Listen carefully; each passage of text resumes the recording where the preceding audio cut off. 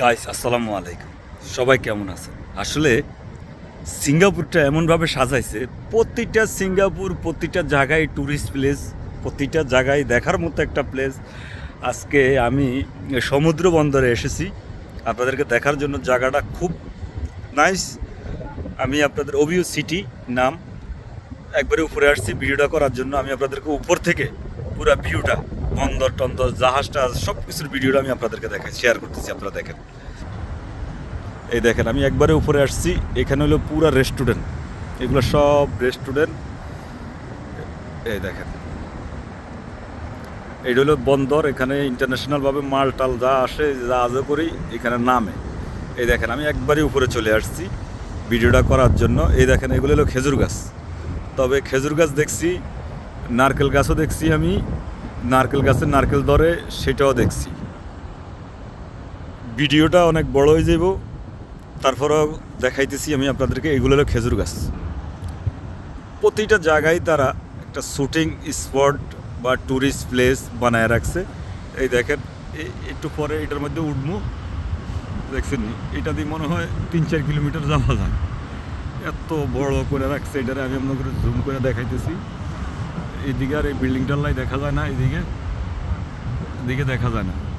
এই যে এখানে একটা জাহাজ খাড়া করে রাখছে, এই যে জাহাজ দেখছেন, এই যে জাহাজ, এই হলো ট্যুরিস্ট জাহাজ। এখান থেকে আপনার যেখানে ইচ্ছা সেখানে যাওয়া যাইব।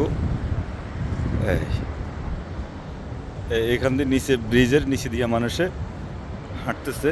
প্রতিটা জায়গায় তারা একটা শুটিং স্পট করে রাখছে সিঙ্গাপুর। আসলে এরা সব ট্যুরিস্টের উপরে আমার মনে হয় এই দেশটা বেশিরভাগ নির্ভরশীল। আমি আপনাদেরকে উপর থেকে ভিডিও করে দেখাইতেছি। এই যে নিচে দিয়ে মানুষ হাঁটতেছে, এই যে জাহাজটা এখানে দাঁড়াই আছে। আবার ছোট ছোট মিনি জাহাজগুলো আছে, এগুলো দিয়ে মানুষে ঘুরে।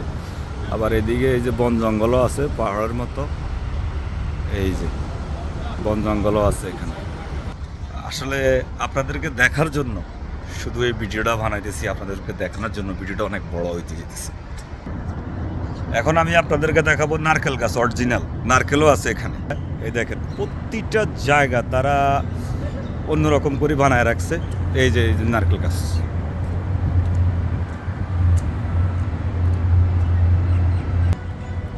লোকজন সব এখানে ঘুরতে আসে, সারা পৃথিবীর লোকজন। এই যে নারকেল গাছ, এগুলা ন্যাচারাল অরিজিনাল, ডুপ্লিকেট না। এই যে নারকেল বলেন, ডাব বলেন, প্রতিটা গাছেই আছে। এই দেখেন অনেকগুলা ডাব ধরছে না নারকেল। এই দেখেন অনেকগুলা গাছ, নারকেল গাছ। এই